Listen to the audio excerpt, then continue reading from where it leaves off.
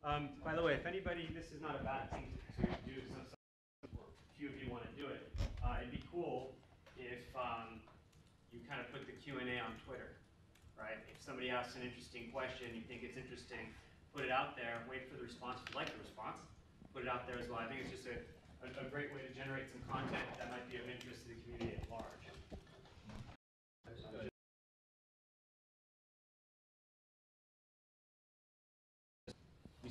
Take the music off if it's on, and then we'll get started.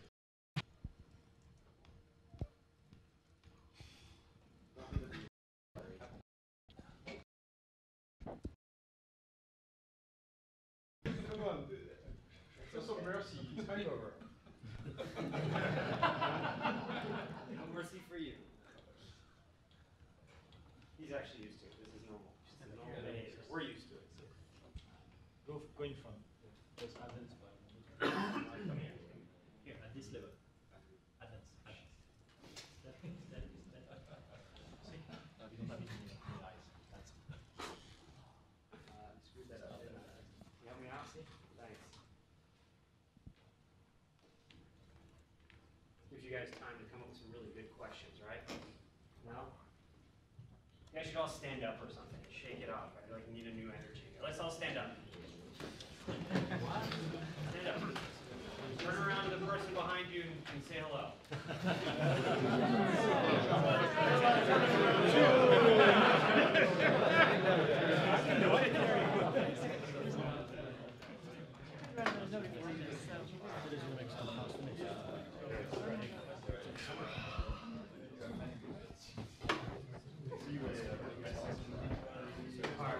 Started.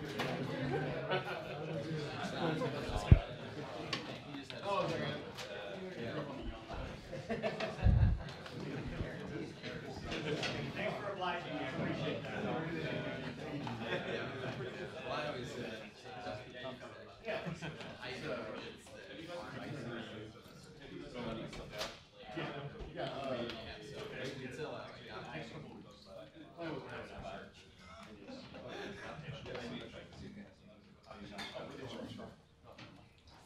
All right. So welcome everyone to day 2. This is when we do our Q&A. It opens up the floor for any of you to ask questions of some of the core members of the community. I'm going to ask each one of them to introduce themselves, let you know when they got involved, how they got involved, and where they feel the project is today. Bertrand. I'm Bertrand Leroy. I think I talked about all that, didn't I? Didn't I give a talk about where I thought the project was? Personally, the community, the project. I really like to see the enthusiasm that's coming from large users of the CMS. That's really nice to see, and yeah, the enjoyment that people seem to have using it. I use it. Do you enjoy it? Yeah. Oh yeah. Yeah. Most of the time. Except when I have to interact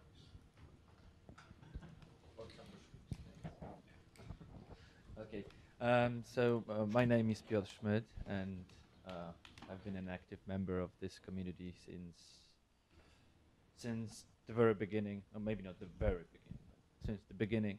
So since version 0 point something, and yeah, I'm using Orchard as well in every project, almost every project. So it's I have really a lot of faith in this platform, and by seeing what the road has been since version.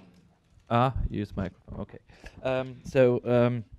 By seeing the route we've gone through since the version 0 point something, it's been a great. This platform has become really great, and I guess it will become even better in the future. So yeah, I have a strong belief in it.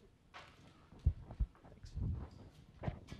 Hey guys, so my name is Sipka. I'm from the Netherlands. I I'm an active Orchard developer for almost 4 years now, and I love it almost every day. And when I started with Orchard, it was more of a love-hate relationship. It's, lack of documentation. Maybe you've heard of that. But at some point, when you really grasp it, it's great. It's even today, I find out about new stuff, and I just realized this is a great platform. It's greatly architectured. You can do almost anything with it.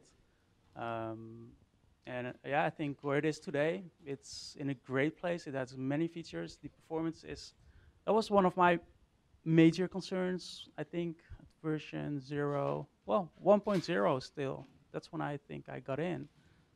The performance was causing some problems, but that's been solved, and I think we're in a great place. And yeah, I'm excited about where it's going.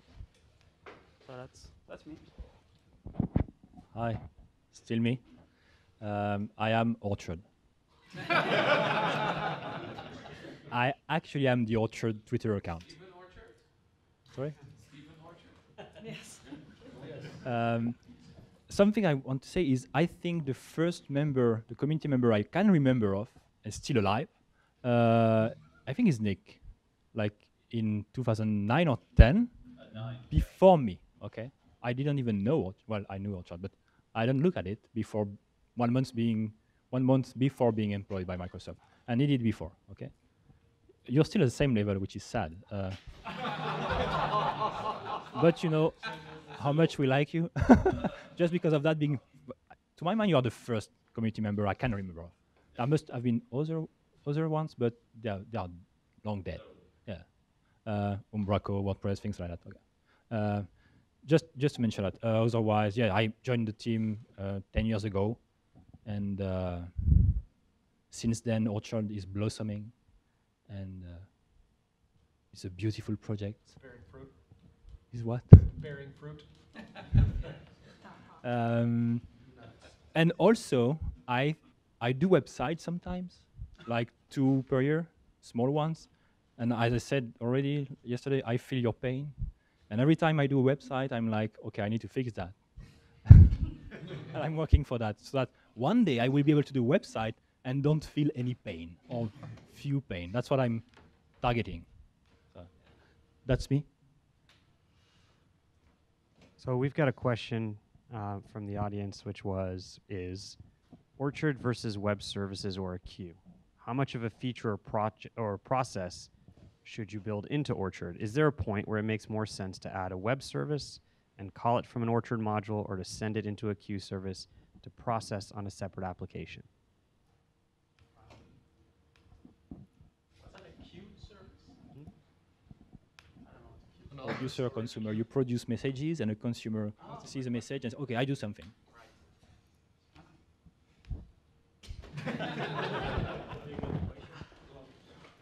Huh. Let me think about that. So maybe to reframe it, where does Orchard potentially stop? At least today. Doesn't mean it can't go in that direction with more development. But where would you make it stop? What's the boundary? I don't see it. You won't make it run on a microcontroller, for example. I tried, doesn't work. So there are limitations, of course, and you need to be a responsible engineer and know your tools. Orchard is primarily a content management system. More and more, it is also a framework, so you get a lot of benefits from using it. You get the security that's managed, you get the extensibility. So it's really interesting to have something like Orchard as a framework, like Umbraco has done, actually, to help people who build applications that don't necessarily fit the Orchard model, but still want to benefit from all that infrastructure that we've built. But for me, today that's the limitation. If a project is not content, web content, then I'm going to pose and question whether it should be done differently. It's not. It's a CMS. It's not a real-time OS. It's not. You have to know what it is and use it for that. Any of you have a If you mention queue, use queues if you need to interoperate with another system and you need a way to communicate. That's it. But if you're inside Orchard, don't use a queue. You use Orchard and the eventing. Use a queue if you want to interoperate. Okay, do something else. Someone else do something. That's I heard queue in the question. I have also two other answers. If you ask a question, maybe you should not do Orchard. Maybe that's not what we want to do. And yeah, the other answer was this is for that, the queue services. So there's been a debate as well, right? Framework or it's just CMS. Where do you fall on that line today? I like both, personally. We focus on the CMS, but we have a framework. I know some customers, I can't mention them, but the big companies, because I can mention them, who are using it as a framework. They don't use the content type module, they can use the content item module. They just use everything else. They build the widget module and they do their own thing internally. They kind of do their own SharePoint, but for themselves, with the framework. Piotr or Sipka? Yeah, for me it's sorry. For me to say even when I'm not using content, I still use Orchard because of the framework. It's such a great system because of all the patterns involved. It does so many things like authentication, dependency injection, repository pattern. It's all implemented, and it's modular. Which if I started with a vanilla MVC application, first thing I would do is implement such a modular system. And with Orchard, I don't have to do that. It's already there. Yeah, if I can add to that's a really good point. So currently I'm working on other projects that don't play Orchard, but I've learned a lot of patterns that are reused. So I'm actually re-implementing some of the services you find in Orchard, but in Python. And it's very, very useful to have all those problems already solved in a consistent manner, because you know that this is going to work and this is going to scale. What he wants to say is, if you want to grow your competencies, your knowledge, read the source code. You will learn a lot. I learn every day. I forget a lot, so I relearn everything. It's crazy. The amount of stuff you can find in Orchard, wow. Yeah, so I don't know what to add. Guys said everything, but I also use Orchard as a framework.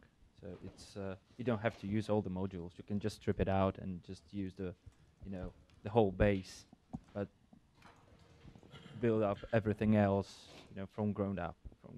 So it's I guess when there will be time that we move to OWIN, I guess it will happen. Not that it's not that far away. Then Orchard will be fully independent from the ASP.NET. So then we could, for example, build up, I don't know, console application. And then we could use Orchard as a framework inside anything that you build. So, but you can do it now, but it has to be something web related. Every great, hero has a weakness. Okay, we know Orchard is really great, but from your point of view, what are the weakness of, Orchard, and also compared to other, product out there like, Umbraco, WordPress. Thank you. The one I would mention is both a strength and a weakness. It's that because it is conceptually very well done, I think, those concepts can be difficult to learn, and the platform is definitely difficult to learn for beginners. I would try to improve that first. That's the first thing I would look at. and compared to other, product of it? Well, yeah. If you compare it to other CMS, the best comparison you can make is with Drupal, and that's not a coincidence. It's because most of the concepts actually come from Drupal.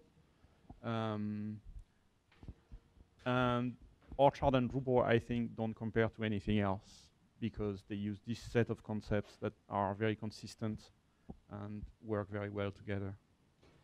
If you look at something like WordPress, where it is today, it's a platform that is easy to use, easy to learn, but you have to sign a pact with the devil or something like that.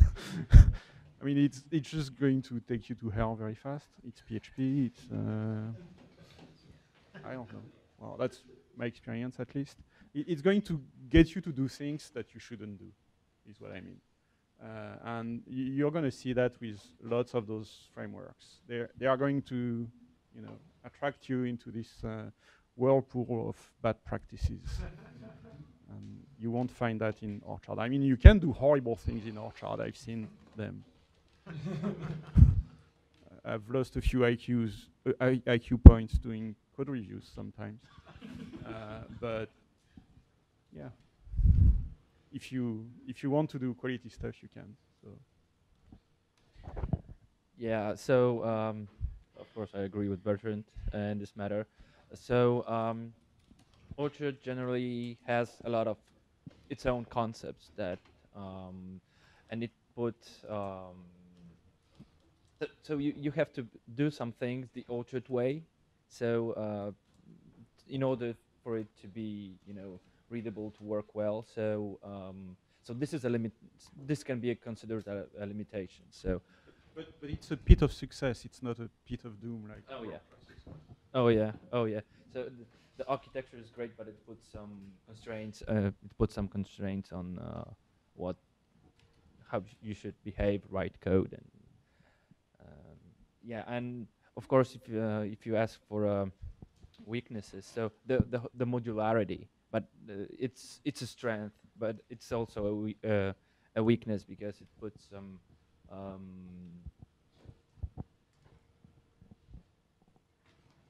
We have a lot of modules, so it may hurt performance at times, and so if you want to have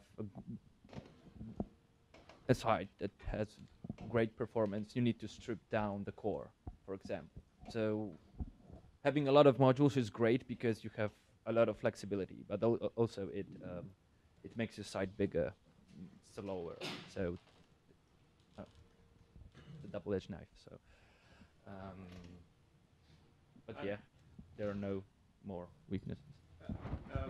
yeah, what you said about modules is interesting because sometimes even with the core modules, it can create a user experience that's a little disconnected. Sometimes, you have to go into taxonomies to do something, and you have to know that this content is going to be in the content list, this one in the taxonomy list, this one somewhere else in a specific place specified by a module, and so on. So in the end, you can have an experience that is disconnected where it should be consistent, and I think this is also something that we can and should address in the next versions. Yeah, exactly. I second that.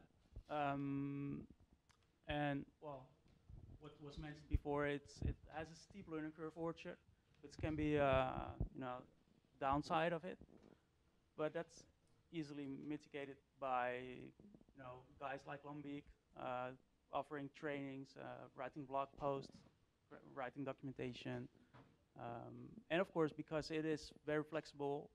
With great power comes great responsibility. So it's true.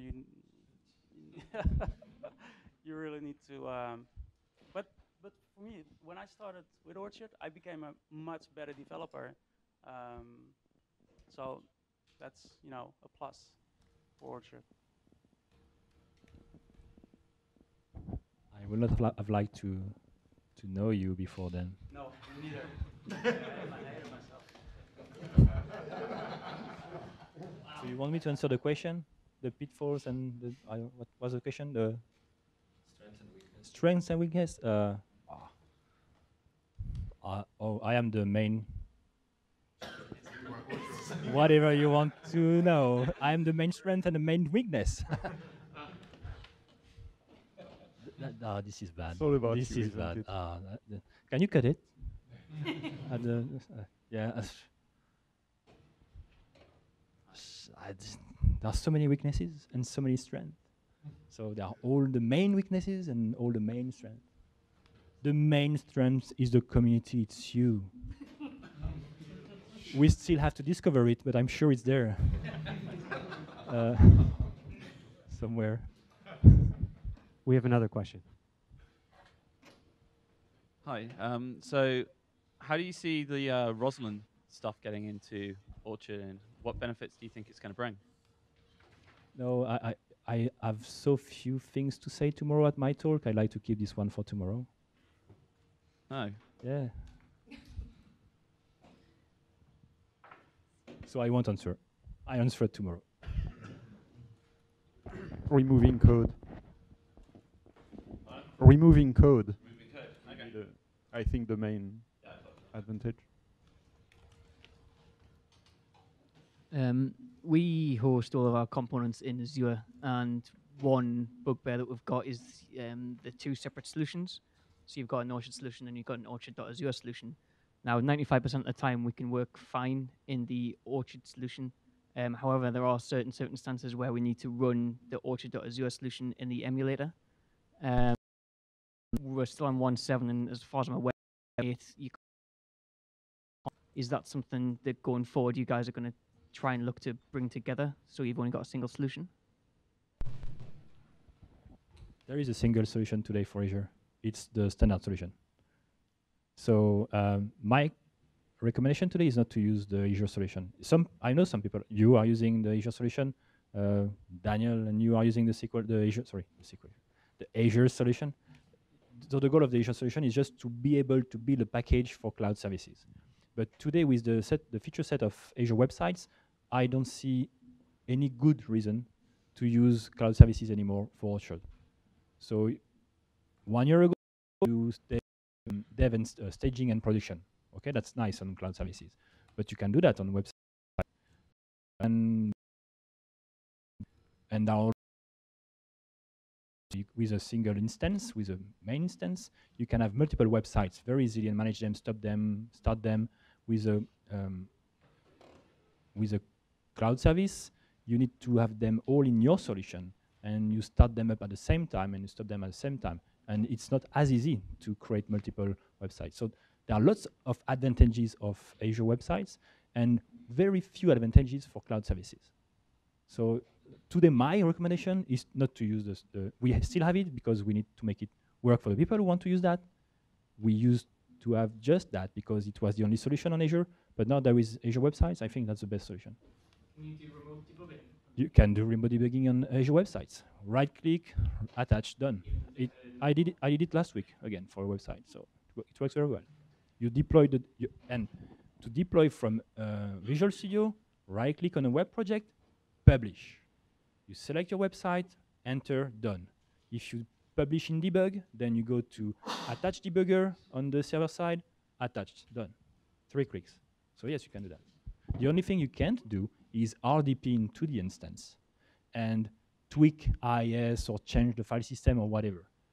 You can also tweak the file system on Azure websites. You can't change the IIS settings with a window, but you can change them with a web config. You can even change the application machine config with Azure websites. You couldn't remote in, you couldn't use the command line tool, though.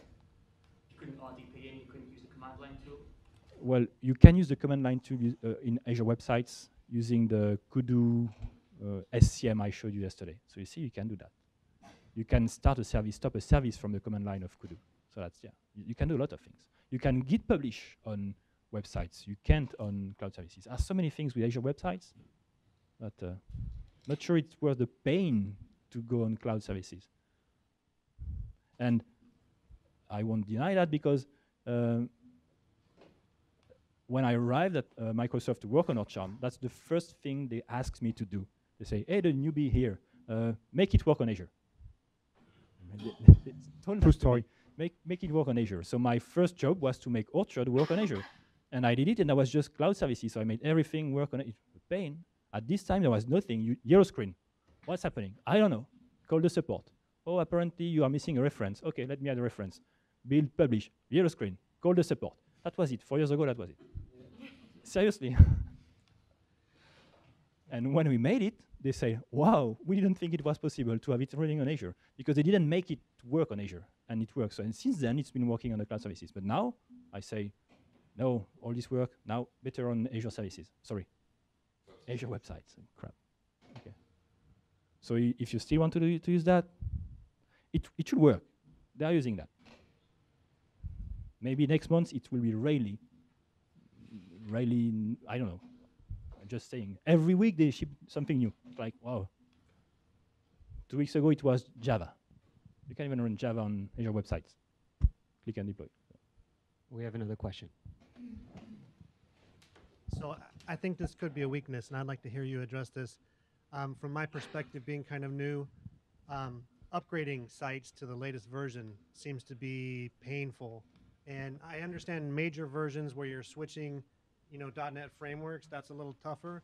But it seems like, security and bug fixes, that should almost be automatic. That should be something that we can really, a deployed site doesn't need a developer to do it. You can just click upgrade and it magically, you would want everyone on the latest code, I would think, so that you can have the security fixes and so. I think this is the case today. Whenever we release a minor version, there is no breaking change. We ensure that. And there is no usually upgrade path. It's just automatic migrations. So you just copy paste your content in the new version, it should work. For the major versions. No, but that's not really addressing the question. Okay, sorry. Because I think what you're referring to is, for example, WordPress. You can click a button. Click and you don't have okay. to upload anything. Okay, You just click a button in the CMS and it upgrades. So we still have, I think it's maybe a file as a bug in the task tracking tool we have on Codeplex. But the idea of packaging Orchard as a NuGet package as a module, Orchard as an Orchard module, the full thing. So when you just download it as a NuGet package or say install this module, the new Orchard version, it will actually deploy everything on the file system. Because a NuGet package is just a set of files and folders which will be deployed at the root of the application. That's why today when you get a module, it's module slash the name of the module and the files. So it's really at the root of the application. So if we create a module with a full Orchard new version, theoretically, you just say install from Orchard, you say install Orchard 1.9, it should deploy it this way, and that should be doable. I've talked to the guru of ASP.NET, and he said, yeah, that should work. And we still need to try it, just try it. Maybe someone can, Lombic, they have nothing to do. And well, I mean, they know the thing, so they should be able, and you could use it. Do it. Next week, you see? Tuesday next week, noon, PDT, they show it to us. I'm telling you. Or at least they show us that it doesn't work. But maybe it will work, I'm sure. I think that Umbraco is doing that. They are doing exactly the same thing, having a NuGet package and they just don't update the NuGet package. At least for creating new Umbraco website, they do that, but maybe also for updates. That should be doable. I wouldn't do that in production, but that's fine. Even if we can do it in dev, that's fine. And then we push the dev on production. So yeah. We agree. That probably, from technical standpoint, this would be easily doable when we will have new gallery. It could be done in the process of building the new gallery. So I have a question about the in-application module gallery.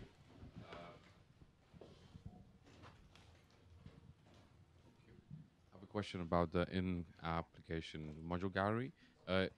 I read somewhere that there are plans to change it, because my question is, how do you add your own feed of modules? Because I wanted to do it, and then I found an information. I don't know. I think it was Sebastian or Bertrand writing that it's actually going to change, so I didn't bother. But is it going to change? So to add a feed URL is very easy, because there is a gallery tab in the package module. and you have the current feed. It's in the settings, maybe. Yeah, in the settings, there is a gallery settings with just one feed, the current official feed. But you can add a new feed, a new URL. You could point to NuGet today. The only issue with that is you need a feed server. And this is a pain to set up. Nobody knows how to set it up. Yeah. I knew at some point. Yeah, so I forgot. yeah, okay, I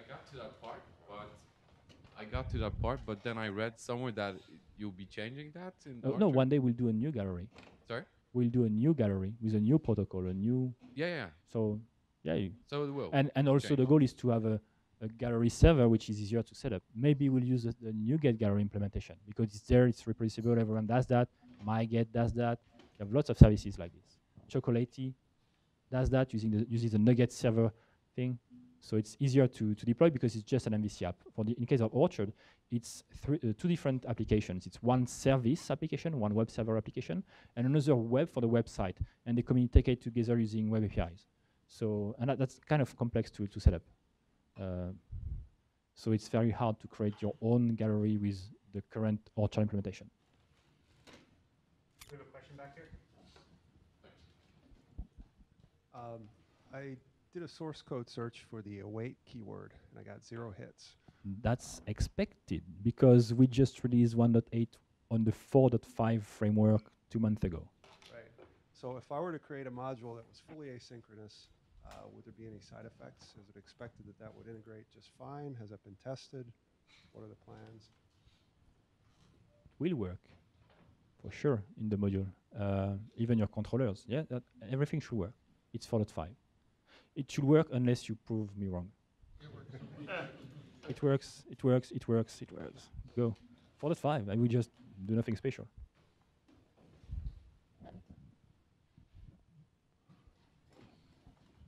Oh, actually, I even have a fork with Owin working, so and it's using async await everywhere. Crazy. I had a quick question.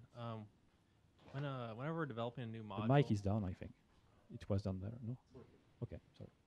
Sorry. Whenever you guys develop a new module, how do you determine if something should be like a content item versus stored externally, like in another service, or just like in its own SQL database table, for example? Because we struggle with that sometimes with where we work at.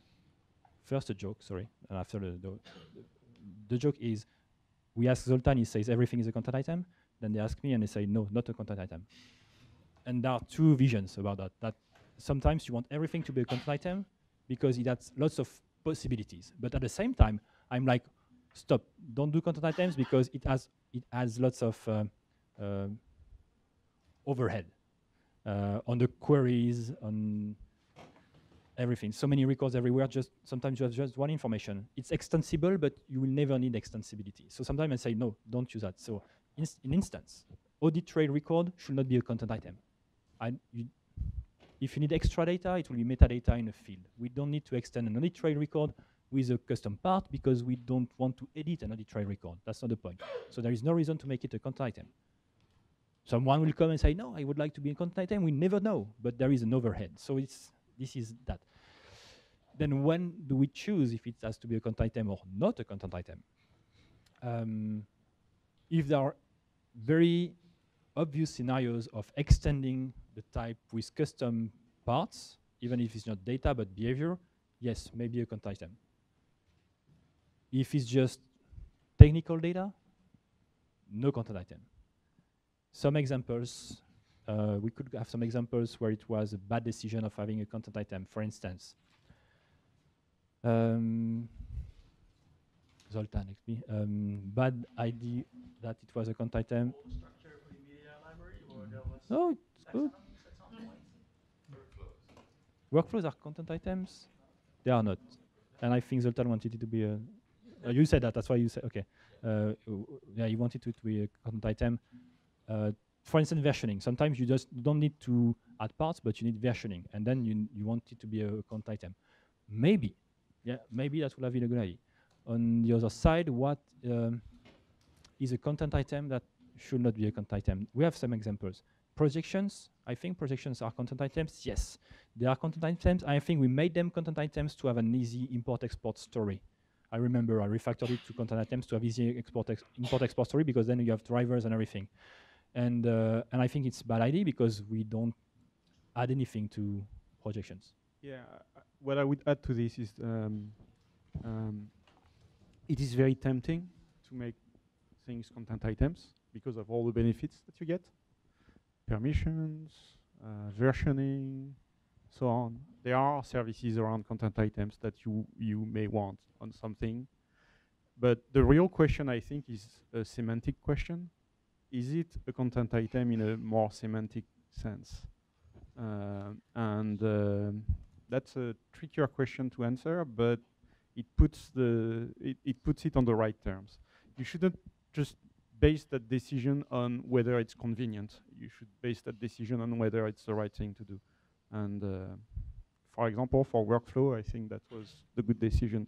But it's a tricky one. It's a tricky one. I know that I've regretted sometimes not making something a content item after the fact. You migrate. So also before 1.8x, so before today, you could not have something like a few thousand content items in a database. After that, it will take 10 seconds to make a single query. Okay, because of the queries, how they made. There is the content type table, there is a content item, the content item version, plus the records, you have 2 inner joins. So if you want one content item, you do 5 inner joins. And if you have so many data, you have as many records in each of the tables. So this makes queries unusable in 1.8 and previous for over 100,000 content items. We fixed it like 1 month ago.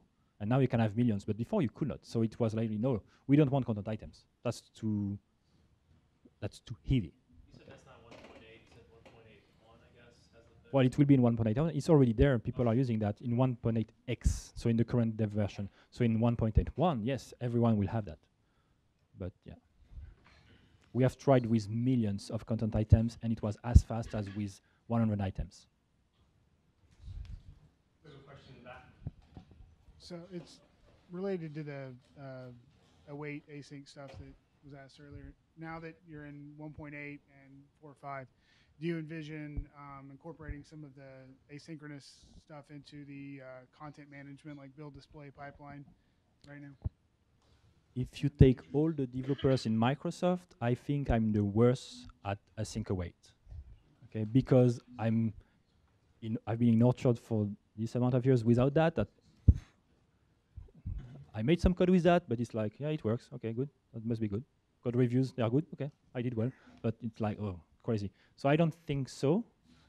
Also, nothing is using that. So when you start injecting that, it's like the Russian doors. Oh no, up until the last piece of code that needs to use that. So that's really, yeah, you do that everywhere or nowhere. I use that for OWIN, which was just in the OWIN pipeline that I integrated for test reasons. I'm sure next version, next big VNext of Orchard will be this way because there is no other way to do that. So, but yeah, right now it's a per module decision.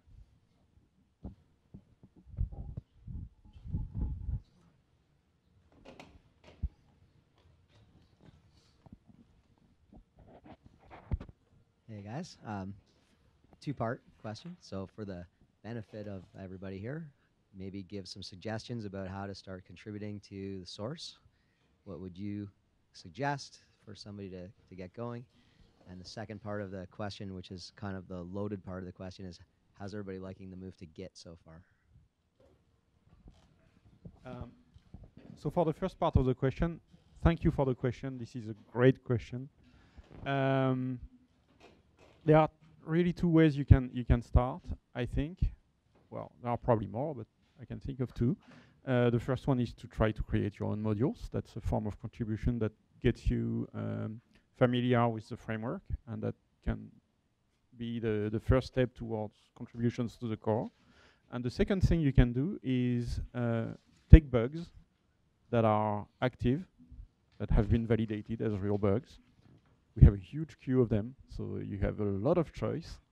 So you take some of those bugs, and you take something that looks like something that you should be able to tackle, and or you know, just on the threshold of what you can't do, and then you dig into it.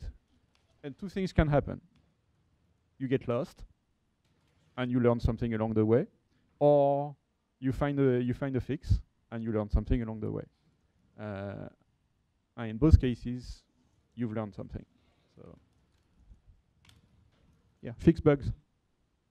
You will learn. Actually, the way I learned a lot of things on the platform is, yeah, by fixing bugs and also by answering questions on the forums. If you select a question that you don't know the answer to, but you think you can find the answer to, that's another great way to learn. Yeah, I guess Bertrand said everything about contributing, but from my point of view and learning experience, writing your own module, making it public, making it public. So, you know, Your experience? I contributed a lot of modules. A lot of modules. You won the first contest of module developers. So Yeah, but I'm not proud of that module right now from coding. Actually, your module was the reason I started using Orchard. Before that, At the time. there was no hierarchical menu system, so I figured I can't use Orchard because my clients need a hierarchical menu. So thanks to that module, that was great. Great to hear. So, yeah, modules and then troubleshooting. So going through the code, jumping through the code, it's the best way to learn. At the early days, we didn't have a choice actually. So this was the hard way is the best one. And it's easy to get lost in that code base. It's very deep. Ask questions. There are people who will answer. So.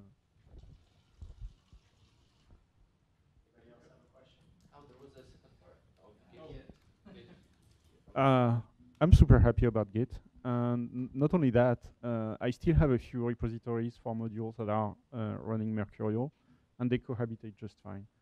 And it's seamless. I don't really see a friction there. So it's a success. Yeah, so from my perspective, I hated Git. To when Orchard moved to Git, so I didn't know it. I didn't like it. So it was for me. It was and Mercurial seems. I was familiar with Mercurial. It was easier to use. So, but after, I won't move back to any other SCM. So, it may be complex, but the number of features that are there. It's kind of for Charlie, isn't it?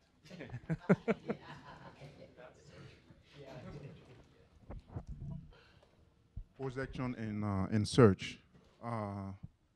Right now I'm struggling whether I should use, both of them or only, projection. I really want to use, Lucerne to do, my search, but I don't know whether, I should combine that with, projection with, all of the token, to query the database. I'm kind of, lost and, need your advice. So is your question, you're not sure whether to implement a search feature using projections or Lucene? Correct, yes. Ah, okay. Well, if you have a lot of content items, I would definitely go with Lucene because it indexes content, so it's performing. You can add multiple indexes, which might be useful for your website. But do I have to use projection? Because basically what I want to do is, pass the query to, the projection that will in turn, call, the search module. So, this is why I'm saying, I'm a little bit you want lost. a module which doesn't exist. It's called search projections, so that you don't add filters, sort, and using filters and sort criteria. You add a search Lucene search query, and you can say the layout, and the result of the search query is a set of layouts. Unless Zoltan has done that already. Yeah, it's done. You see? just that yeah, it's done. It's not perfect because in projection you can't just specify the order of elements by specifying the order of their IDs, because a list of IDs is what you get back when you query Lucene. But you can use that if it's easier. It's in the helpful extensions module. What he's saying is you could have a filter, a search filter. So you could create a filter in the projection which will ask for a search query. It won't use the sort criteria, but you can do the search filter query. What I was suggesting is to create another module which will work like the projections with the layouts and everything, but instead of having filters and sort criteria, you will have Lucene query. See? And layouts. That's the idea. Or you can also create filters and sort criteria which are building a Lucene query instead of an HQL query. That will still be the search projection module. The only issue with the search module, because people are asking, should I use the search, should I use the HQL, should I use whatever? And the issue with search engine, with the Lucene engine, is that the index can get corrupted. And if your index is corrupted and you rely on that to display your content items, your website is down. It can happen. Okay, it's a file system. It's not foolproof, so bulletproof. Sorry. So it can go down and it can take your website down. So it's less risky to use the Content Manager API to do queries.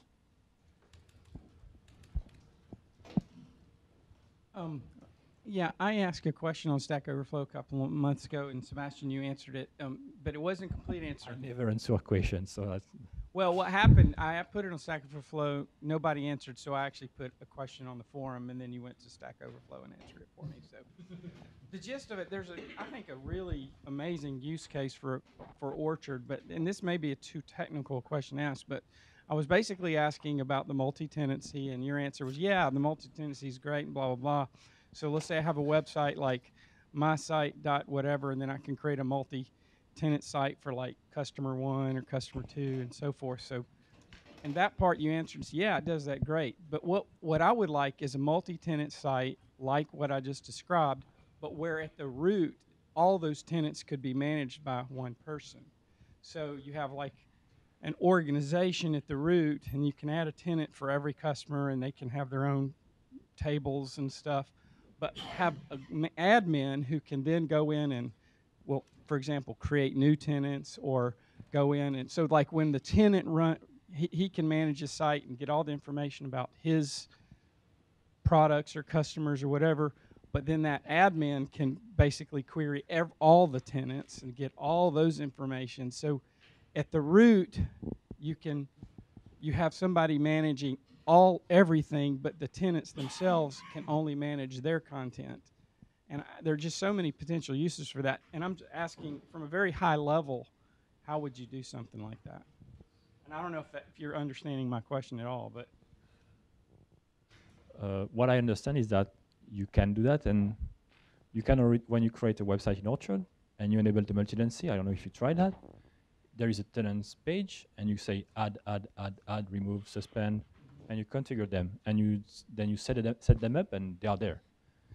What if you want to manage the data? Then why don't you just log into this tenant and manage the data? Because there is no other. I don't see any other way to that. Because it's one by one, you can't. Yes, it's one by one, but how would you do that 10 by 10? Like, would you change the homepage content 10 by 10? This is so I don't really see. You said that there is a lot of potential. Can you elaborate on that and tell us one application, for example, of this? Blogs.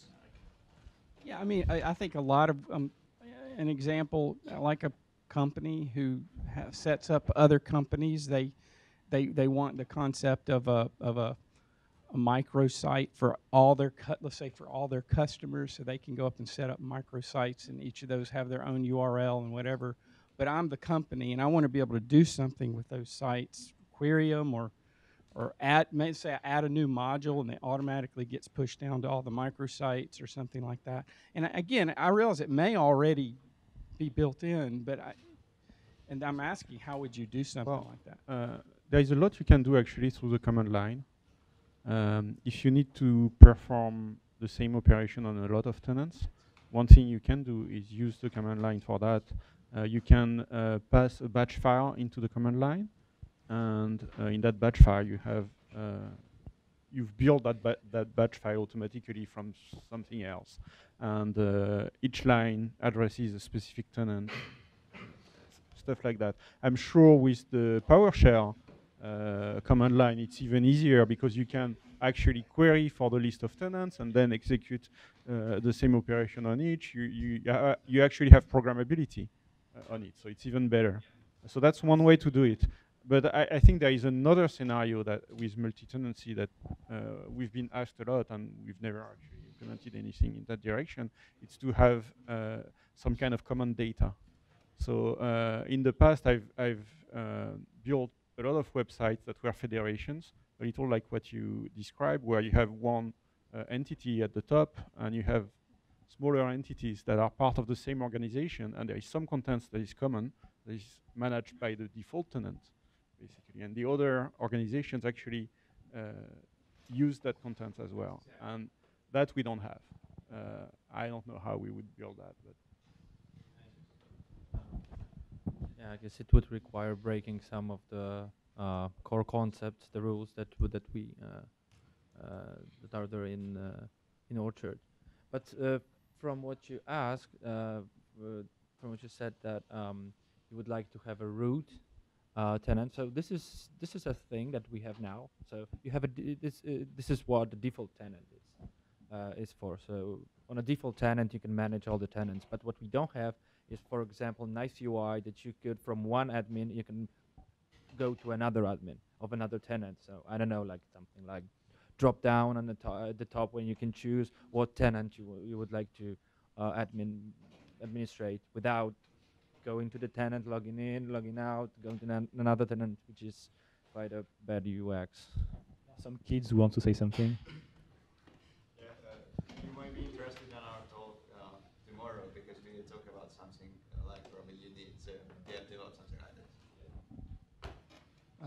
I don't know if I've just overlooked this or maybe someone's already built a module that I didn't find, and I even tried to look it up, but similar to WordPress's shortcodes, is there a simple way to inject a shape? You know, like the templates things is awesome to be able to render Razor, but to insert it easily into the body of a page of content, like there is. The system is in place. No, we want to redo that because it's not perfect, but today there is something called HTML filter or iFilter, something like this, which will be applied on the body every time it's rendered. And today there are two filters. There is the markdown is done as a filter, for instance. So if you use the markdown part, you will type markdown. It will render HTML because there is a filter which says, oh, this is markdown. I'm executing that as markdown and rendering HTML. There is also a BB code filter. So if you type BB code like square and some command, image or whatever, it will also execute that. You can create any kind of filter you want. It could be a token filter. Right. It could be a mustache filter. It could be whatever. Well, but I think this is great, and somebody could implement something on top of that. The thing that exists is something that you can use to develop that feature. But where it really shines is when it's integrated into the editor, for example. If you had like a drop-down with a tree view of the available tokens, where you can actually get to the token that you want, a little like what we have in token-based editors, but integrated into TinyMC. You can also do it. But yeah, but sorry, the infrastructure is there. It doesn't have to be in core. One of you can build that. There is nothing that would block you from doing that. Right, which I mean, I've created something like that, and it's sketchy, so I wouldn't share it. But I mean, and I hooked into the HTML filter, and I actually looked for I created something similar to. I even used WordPress's regular expression to hunt down the different code, the short code inside the body. But I was thinking you kind of already did it with the tokens. It's just that there's no way to just select the created tokens and add them to the body, if you're working in a page. And so I thought that would be just incredibly useful, especially since you showed that you could create templates, in Orchard, and then there was a shape dot whatever the template's name. I mean, that's exactly what short codes are, but I mean, you can leverage. Yeah, so this is something that the question about shortcodes has been asked a few times. So the exact, I think the equivalent in Orchard of a shortcode is a token, and I guess the templates module comes with shape tokens that you can render a template by name. But it's That's true. Yeah, but his question is, He's talking about it. can you do that inside a 2 lines of code. 2 lines of code. Body part is tokenizable. It's tokenizable now, I guess. Yeah. The tiny MCE editor is tokenized. 2 lines of code. 2 lines of code. Not yet. Is it? What? 2 lines of code? Yeah, exactly. Using A filter. filter implementation. I write can't- the 2 lines for you later, and you make it a module. It's for you. Yeah, I mean that's the thing about shortcuts. You can pass in parameters that actually affect what's being rendered. Tokens too. Yeah, and so the idea with tokens is that they are environmental variables. They expose the environment to what you're doing at this specific moment, and you can the code can specify what that environment is. It can change depending on where you are. It's contextual, which is the same thing that WordPress is doing in these circumstances. So a certain token is going to have a different meaning depending on where you evaluate it. And by the way, regular expressions are a horrible way to parse text. And true story, the ASP.NET parser, I think it's been changed, but it used to be built on regular expressions, and it's a decision that they regretted for a very long time. I just want to make a point that, you know, one first thing you said was, I did something, was horrible, I'd hate to share it, right? I'm just paraphrasing. So number one, don't do that, meaning share it, because it could be the baseline of a really excellent feature or module that other folks may want to help out on. Number two, earlier we were looking at modules, and one of the things we said was, yeah, that is very inspiring. We wouldn't have done it this way, but maybe we can take this module and make it a lot better. And there you go. He's started. And so yeah, share your stuff. Don't be afraid. And the second point on that is, reach out to these guys and tell them what you're looking to build, and they won't build it for you, but they might show you the way to go about it, and or coach you along the way, and you're going to learn stuff. You're going to be able to build something you needed, and you'll be able to contribute it. And that has definitely happened, and I highly encourage you to take that path. Okay, so don't be intimidated. Jump in, throw out the idea, get the support, and make it happen. Okay. Changing gears, I'm thinking about end users and content creators. People who I talk to in my town are like smart end users who know how to use Excel, Word, email extremely well, and they're bright ex-lawyers and stuff like that. And I'm wondering how we can reach out to them. A lot of them currently use WordPress, and WordPress does a lot of things right, but does some things wrong, like it doesn't have a vetting system for the modules, so you don't know if you're installing something that works. If we're going to be pushing stuff that's not done, just like we were talking about now, then how can we protect content consumers from installing something that's not ready yet? Like, can we have a vetting system for modules, for instance? Like, this is production ready, this isn't. Can we do that for themes? And can we have like a version of the Orchard gallery or the Orchard documentation that's built for these consumers? Like when you go to the Orchard site that's getting rebuilt, can there be like a initial bifurcation, like for developers and for end users, so that people like my clients aren't like, oh, Orchard, I keep using it, it keeps breaking, because there's no quality control on the modules and themes. Well, when you install something on WordPress, that's not the only risk. You can actually install a backdoor or malware. Yeah, it's something that WordPress doesn't do right either, because people who run cafes are like, oh, I just installed a module, my site's broken, right, from WordPress. And so WordPress doesn't do that right either. Yeah.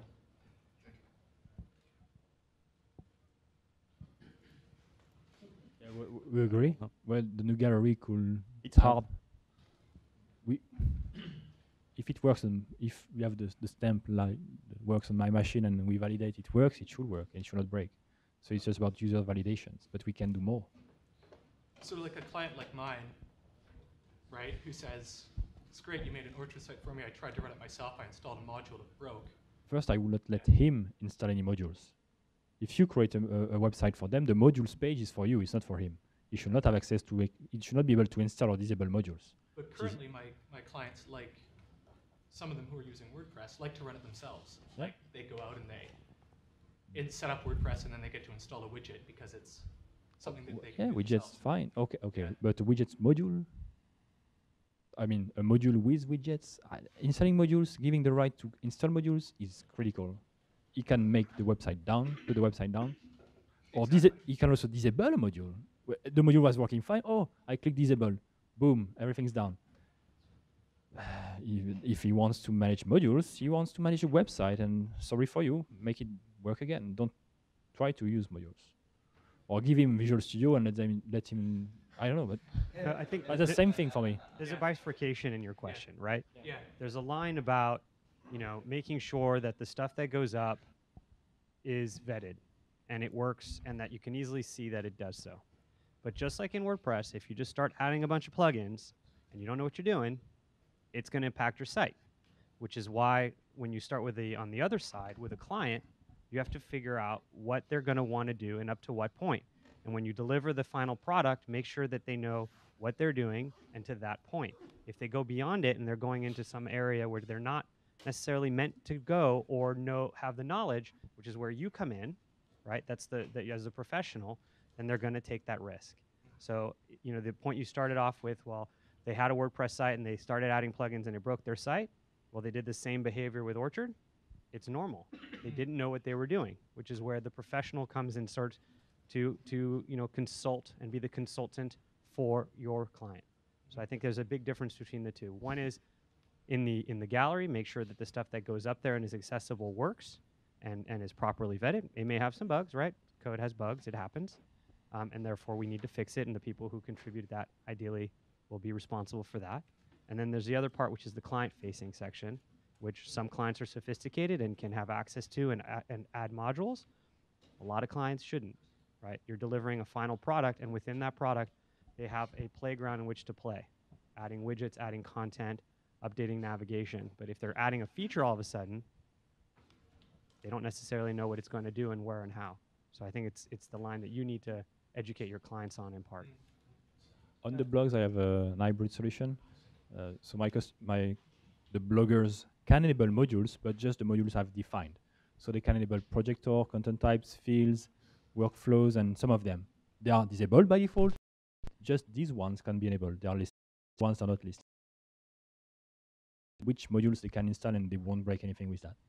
So I download from the gallery. I just have them locally disabled, enable one by one if they want. Sure. Like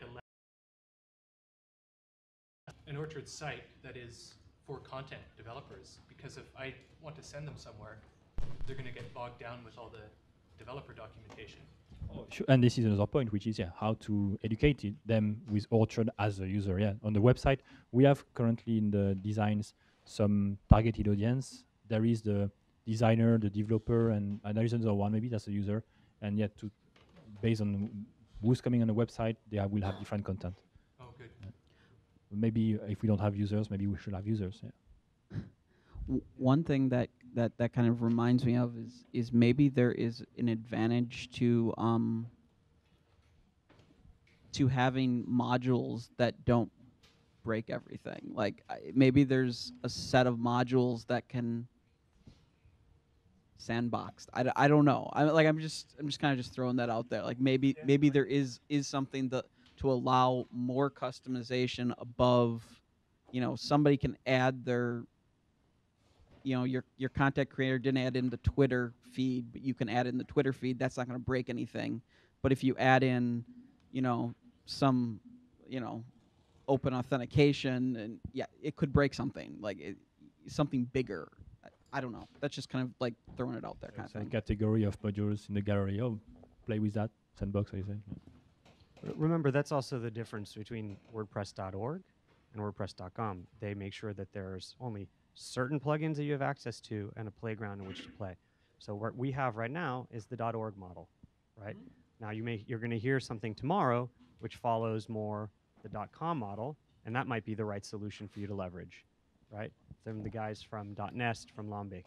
So we have to just kind of remember what we have. The points about things being documented, things being evident as being certified and verified in a to be gallery, all well taken, right? So I wanted to address the question about verification of modules, whether they can break or not break the site. So this is a topic we've been discussing for quite a while, and this is not it's not an easy thing, because automatic verification of modules, it's virtually impossible. So we need to rely on user feedback in some store system that, for example, in a new gallery, maybe we would have something that when you download the module and it doesn't work or works in your version, that you could confirm it, and then other users would have that information. But doing that automatically, there's so many variables in this equation, so it would be just too hard and not be dependable. We have one last question.